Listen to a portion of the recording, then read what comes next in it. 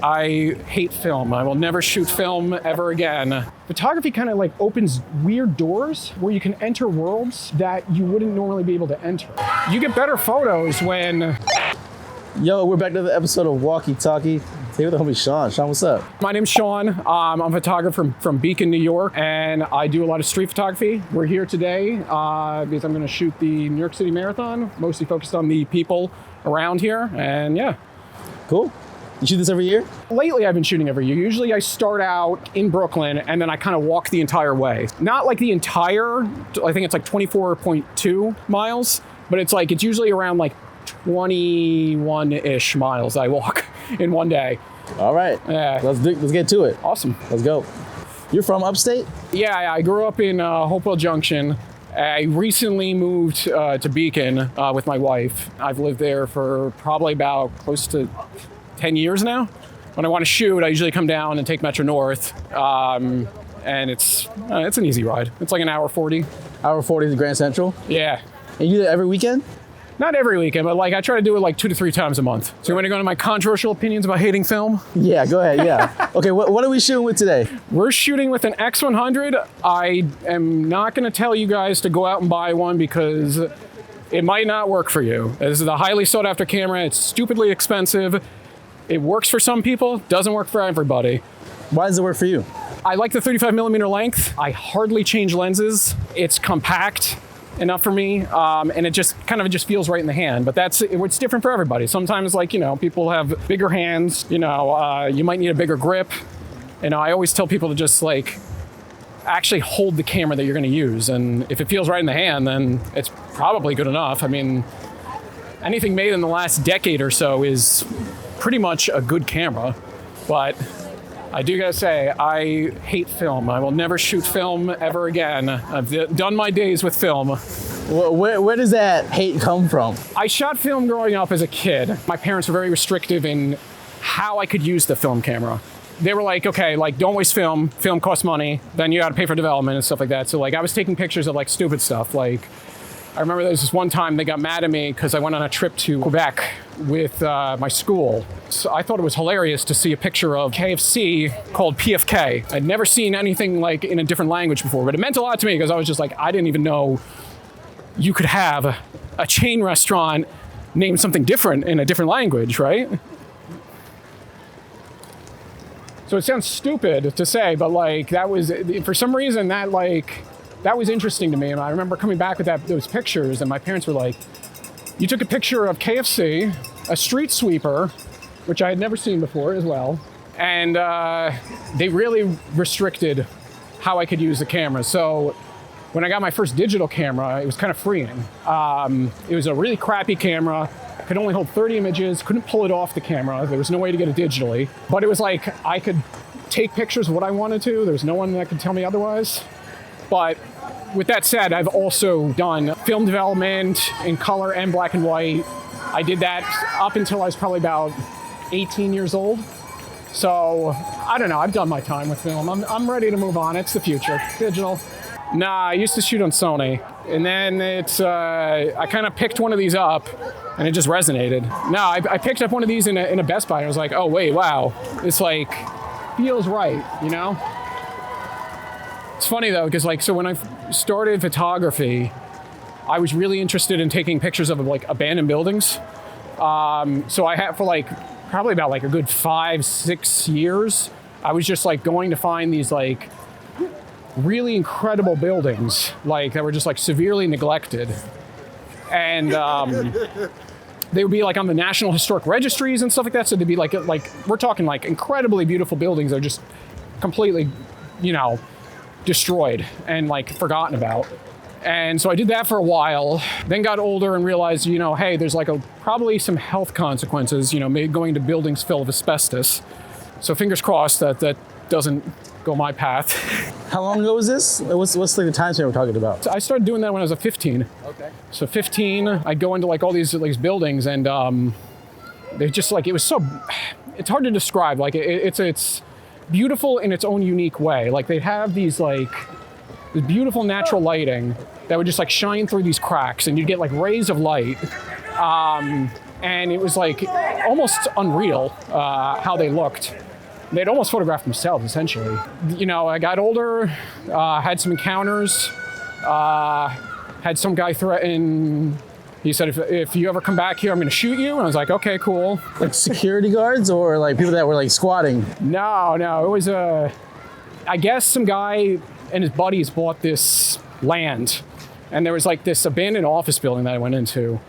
And it was really cool. And he was like, yeah, we hunt here. And like, you know, so we have guns on this property. And I was like, what? Okay. And I was like, I'll see you later, man. I'm not coming back here. That'll do it. Mom and Dad, if you're watching, that's a fictional story. Never happened. I was safe my entire youth. Didn't do anything wrong. You talked about like your mom and dad and film photography and wasting shots. What role did they play in you getting into photography? So my mom was a photographer. There was always cameras around. It was just, when I was growing up, it was, I was taught you can't waste a frame. You know, it's got to be a worthy frame, and maybe like, you know, that, like I said, that street sweeper should not have been on that photo roll. After that, I didn't get cameras for like 2 years. It was like they were like that disappointed in my photos from that. So how did you end up with your interest being street photography? So after I did the like urban exploration, abandoned buildings kind of thing, I was really interested in kind of like history behind everything. So I was very interested in the history of creating history, and street and documentary kind of like fell in my lap, where I'm like, you know, I'm in with the abandoned buildings, I'm photographing like the part of the buildings that like people don't want to see, right? Like it's like the part that like people typically want to ignore and forget it exists. So with street, I'm like, I want to photograph like and help people remember what it is to be like now, how people live nowadays. So it's kind of like that transition, if that makes any sense. When were you like, okay, I want to make this a thing, I want to start going to the city every weekend, or like 2010? Yeah, like 2010, I'd walk around, I'd take pictures, but I wasn't good at it. I had a ceiling that I hit, and I didn't make any sort of friends in the field and that sort of thing. There was a lot of just like people walking, there was no storytelling. It wasn't until I really connected with George at NYC SPC and Matthias and all them, where like they kind of like rewired my brain a little bit to focus more on like narrative telling. And it was you know, it's like that sort of thing is like incredibly useful because it kind of like gives you like new perspectives and stuff like that. When did you start to integrate yourself into what we know as NYC SPC with George and Matthias? Like what year was that from 2010? So it was in the pandemic. It was a very horrible event for a lot of people. For me and my wife, being like stuck at home like all day, we really cherished every moment we had with each other. I actually got married during the pandemic. And I had an itch that I really wanted to take photos. I was shooting a lot during like the Black Lives Matter protests. I remember like looking at the NYC SPC account on Instagram. I remember like getting drunk one night and I was like, well shit, I'm just gonna apply, see what happens, see if I get rejected. And they actually let me in without really knowing too much about me, I gotta be honest. That's a pretty big distance between 2010 and 2020. Yeah. I had a lot of bad photos. You were still shooting, right? Like yeah. Consistently in those 10 years? Yeah. I was out, I was walking. You know, I would go into the city on the weekends and I would shoot a lot, but I'd come back with nothing because, you know, the thing was that I was so timid. You know, I'd be like this, you know, like I gotta hide everything. I gotta, you know, but it's like you get better photos when you show what you're actually trying to do. And then in addition to that, the other thing is, you know, channeling your emotions into your photos. You know, that's something that like kind of people forget about. It's important, is you got to put a bit of yourself into each photo. And if you're sad, like use that emotion. Don't let it eat away you, but like, I mean, you know, like a personal note, like, you know, when my condo caught fire, unfortunately. We were displaced for a few months, and you know, I'm not saying, again, this is like, it's different for everybody, extremely different for everybody, but you know, when the first weekend that I had after that fire, I was like, I need to go out shooting. Meeting with George and Matthias, how they kind of instructed you or kind of like unveiled narrative and like storytelling and how that was important for you. What were the sort of things that they were telling you that kind of unlocked that? So George's famous line, first of all, there's two things that George said. He's very insightful dude. One of the things he said was, you should be focusing on taking pictures of verbs, not nouns. When, like you can take a good noun photo, but it should be a verb so that you can actually like, the viewer can tell what's going to go on next, what happened before, and they might not get it right. There's a bit of mystery for it. That makes a really compelling photo is a verb. The other thing he told me is when it comes to signs, and that's, it's a good one because, if you take a picture of a sign, not everyone speaks that language. So like this sign, for example, like, I don't know what this says. I have no idea what it says. But if someone took that photo, they know what it says and it has like a meaningful, it has something meaningful in it. There's a large population that's not going to be able to interpret that sort of thing. So it's taking pictures of verbs instead of nouns, and also if you're taking pictures of a sign with like English in it, and it's going to be the main focal point, make sure there's more to it. You're telling a visual story with the camera. You're not telling a written story. The thing that's like, I love this sort of stuff. It's like, so look, I'm not a runner. I've never run, but like that's a beautiful thing about photography is like, I get to tell like people's stories, and it's like the whole purpose of like photography is like, you're given the opportunity to tell someone else's story, and people have like such beautiful, interesting stories. Everybody's got a beautiful and interesting story. Photography kind of like opens weird doors for you where you can enter worlds that you wouldn't normally be able to enter. Like I personally would never go to a Trump event, but photographing a Trump event, incredibly interesting. And I'm sure like there's a lot of people who are interested to see what actually happens at those events. And that's what photography allows you to do, is it allows you to just kind of like enter into these worlds.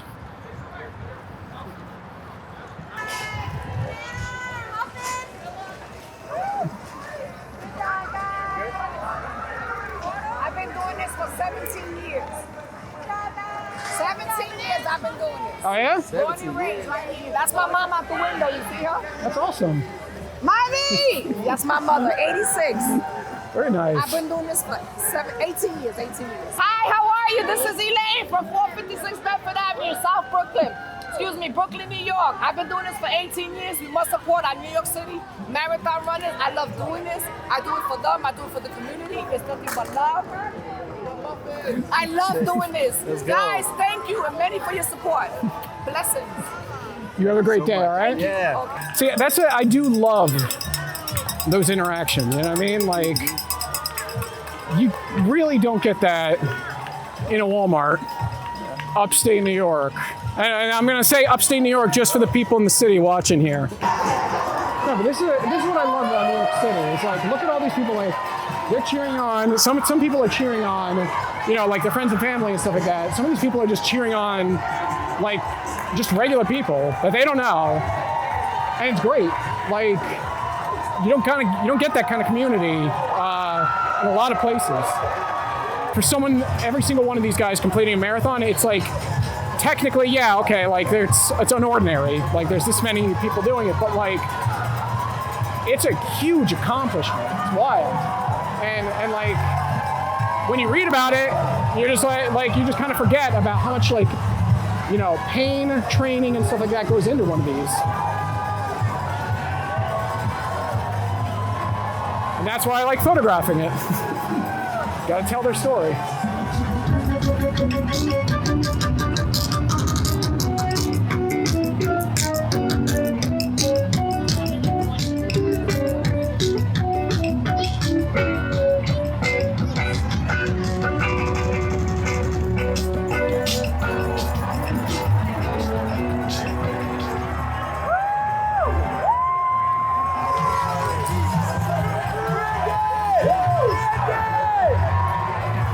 You want to give me another cheer like that again? Yeah! Thanks, man. Have a good one.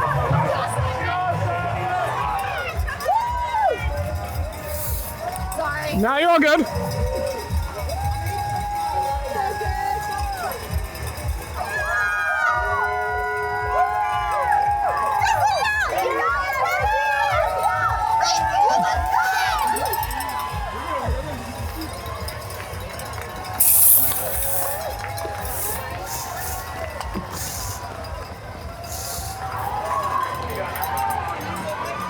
Mind if I get a picture of you? Sure. Yeah, perfect. Give me 1 second. Perfect. Thanks so much, man. Have a good one, all right?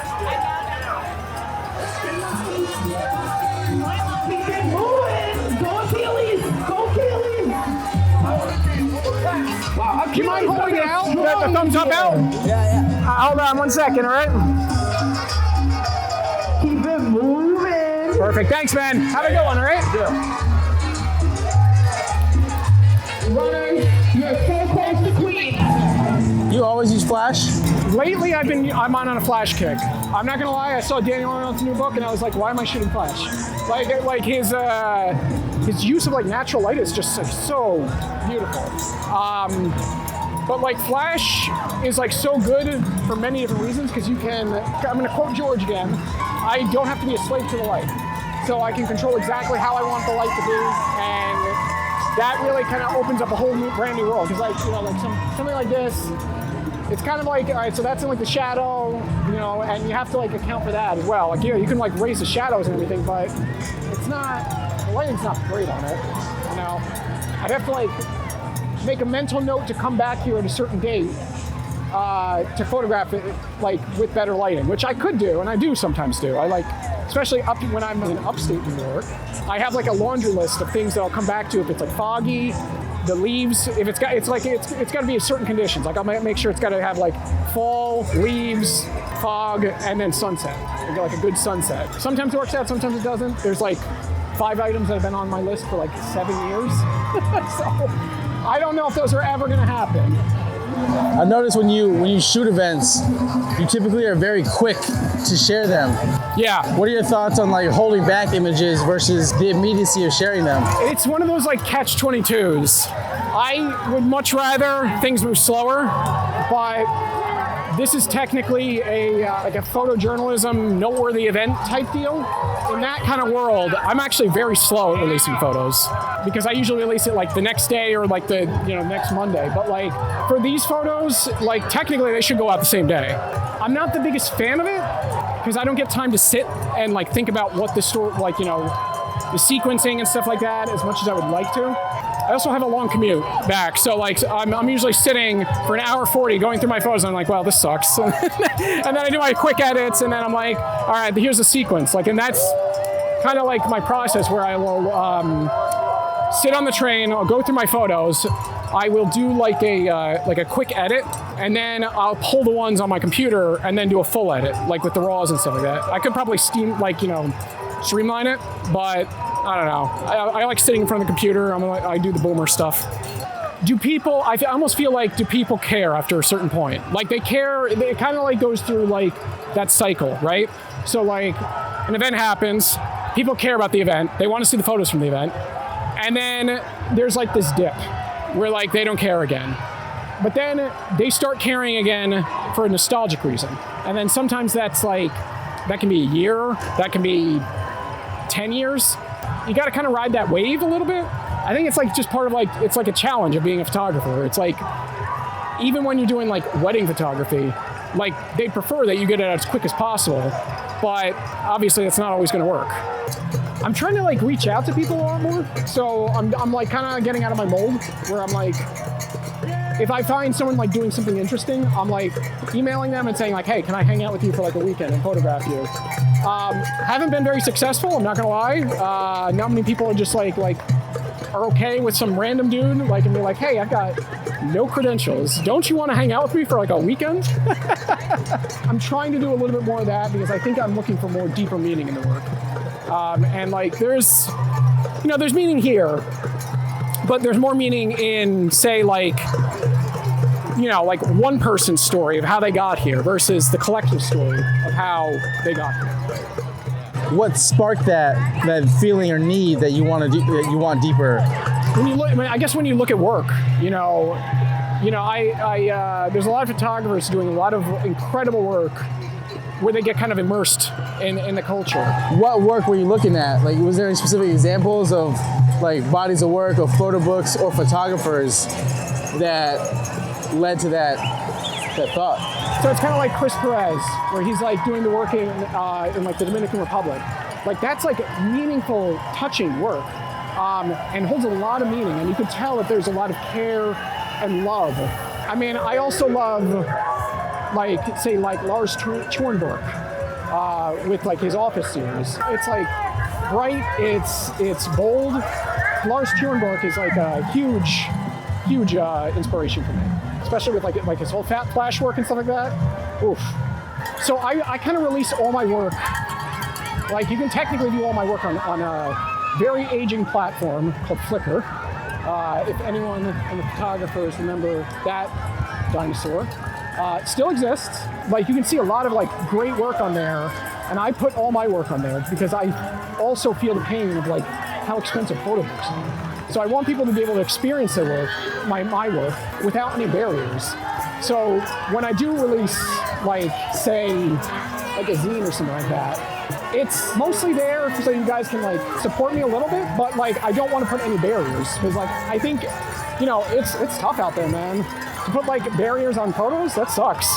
Like, who are some other people that really, like, kind of impacted how you photograph? Alex Webb's work is phenomenal. I always think back to that photo where he's at like the border with like the sunset and everything else. I'm like, damn. Like I think it's like there's like sunflowers and everything. I was like, oof. But I get a lot of inspiration from like modern photographers. Super inspired by like Sina Nassari. Daniel Arnold, of course, he's great. But like then there's other people too, like Nico of New York Nico. Really like what he's doing because I think in some ways, he's kind of like the evolution of street photography because we're in this like weird era, right? Where we never really had the opportunity to share videos up until probably like, I don't know, maybe like 15 years ago. What he's doing is like, it's like really cool. And it's like, you can see how much ahead of the curve he is. If you look at like the New York Times, for example, like they just started doing a lot of video work, like what Nico's doing. And it's like, he's telling the story of New York. And he's also enabling New Yorkers to do their thing. I went out there without a driver's license. So I failed my test 3 times. Had to share a room with somebody I found on Craigslist. That person is throwing up. Oh no, she's not. She's hunched over like she's... And show off like their incredible, like the things that they're doing, like the incredible food that they're cooking, like their personalities. That's what photography is all about. Is this like taking people's photos and also telling their story and giving them a platform so that they can like continue doing what they're doing. Sam Ukillis is also another one. Yeah, he's similarly like with like New York Nico, but he does it in a more, I don't know, it's a more aesthetic, like dreamy way, but still very interesting. And I think those guys are ahead of the curve. Love the flash work of Amy Lombard. I love obviously like George Garcia. Love his work. And Matthias Wasik, he does a lot of great work as well. Yeah, you and Matthias used to hang out a lot and like shoot together. Yeah. Right? Yeah, me and Matthias, unfortunately he moved. He's moved to Santa Fe, unfortunately. How has that affected having somebody that you are regularly out with and photographing with, and then just not having them? Shooting with someone initially was really beneficial. When I first joined NYC SPC, that's New York City Street Photography Collective, I was in that weird zone where I was trying really hard, where I was hitting that ceiling, where I was just not getting the shots I wanted. So shooting alongside with Matthias, it was kind of like you could lean on them a little bit. It was a little eye-opening to see what triggered them and such. And it's also it's kind of like what your series does. It's like seeing how people work, what catches their eye, what's the whole picture. And I've told you this before. It's like I think that your series tells is such a good educational thing for a photographer starting out, because you know it gives you the full story. It shows how I'm going to fuck up, because like I know I overexposed a couple shots. Like it's going to tell you that, like, you know, I was like looking at this but I just missed that, and you know, and like that's like incredibly important. And not only that, but like you get to hear about people's passions and how they put themselves in their photos. I watched one where it was with Andrew, and like, oh my God, his work, like, oof. And like seeing how he worked and like got the frames exactly so perfectly, like that's something that like you could definitely get in a, like you, I don't know if you could get that in a class. Like I feel like it's either you have to like watch somebody work, or you know, you watch it on YouTube with Paulie B over here.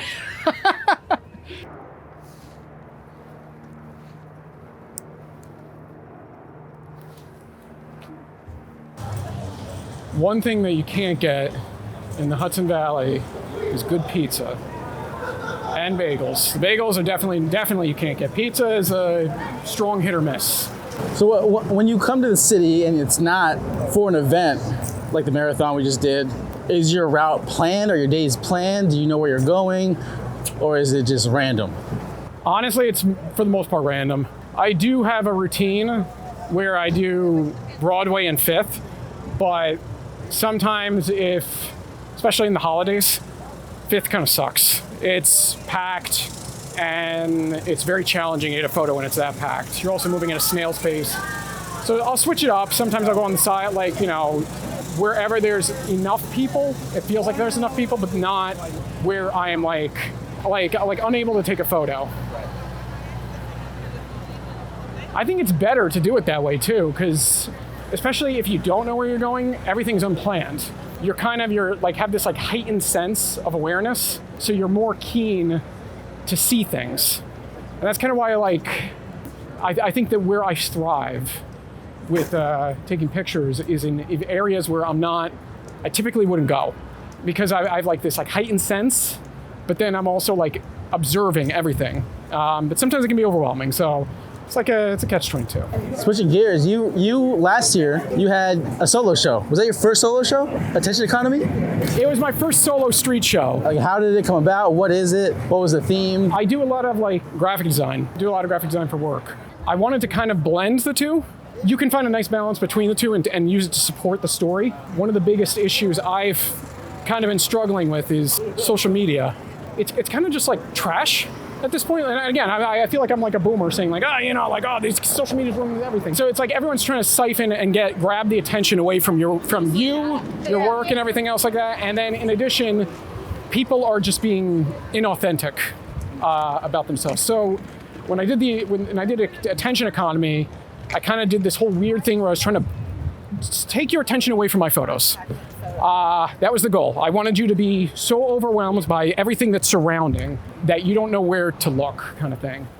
I modeled this zine where it was just filled with spam comments under each photo that were kind of related but not really related. And then when I did the show, I tried to find some of like the worst things to distract you with. I made AI music, because why not put soulless, music to distract you? And it was even more funny that no one really picked up on this, which is like, I'm a little bummed. I put a lot of shitty AI work into it. I made each song in it an advertisement. You'd be listening and it would just be like singing like a song about Verizon, because like I was always told that my photos are very loud.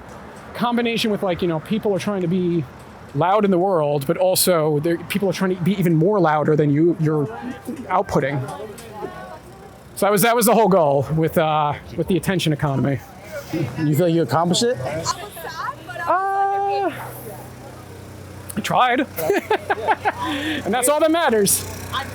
I think if you're planning your own show, it's cool to be advantageous and want to have XYZ and make it like really, over the top and stuff like that. But then I think sometimes it's important to take a step back and focus just on what your work is. Because I spent a lot of money on that show, and I'm glad I did it. But I do think that sometime that it might have been better to display my work with a little less noise. But that was the whole point of the show.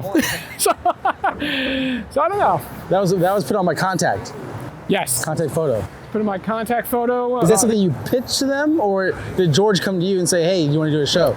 George came to me and asked if I wanted to do a show. George is a very dedicated photographer with everything that he does at Contact Photo. He makes incredible prints, develops like film and stuff like that in the lab.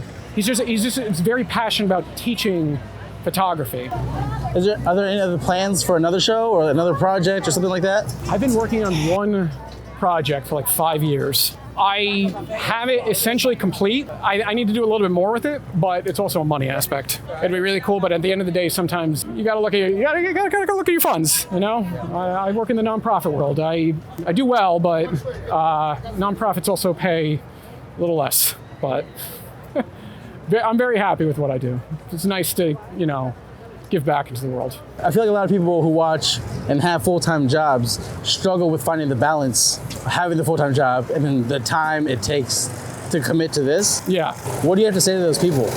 Oh, it's challenging. I get it. Cause so look, I don't got kids. People who do have kids, I have nothing but empathy because it's a lot. You're going to work and then you have to take care of your kids.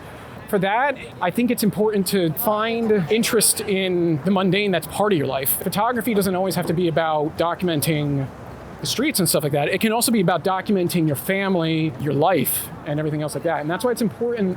I always tell people, bring a camera with you everywhere. An iPhone is good. I'm not saying, I'm not going to shit talk an iPhone. It produces good enough photos. I think literally any camera that you have can produce a good image if you try hard enough. And as long as you have that with you and you put in the effort, to be conscious about I want to remember this. That's what's important. Not only that, but as I've said before, any camera made in the last 15 years, 10, 15 years, oof, you're getting good deals on those. Talking DSLRs. Finish the sentence. I take photos because. Ooh, okay. I got a long answer for this one. All right, hold on. All right, I'm sorry. So I think everybody can give back to the world in a certain way. I think that my photos can help people understand what's happening in the present moment for right now. And I really want to contribute to society and help people out in understanding that way. So that's what I think. I take photos because I want people to understand what's going on now, and I want to, help future generations. All right, that's going to do it for this episode of Walkie Talkie. Sean, thanks for hanging out with me today. Thank you for having me, man, and I really appreciate everything you guys are doing for the whole YouTube channel and the street photography community. Of course, man. Let them know we can show you some love. Sure. So you can find me at SFRYX on Instagram, or just go on my website, SeanFryxell.com. Cool, man. All right. Take care. Peace.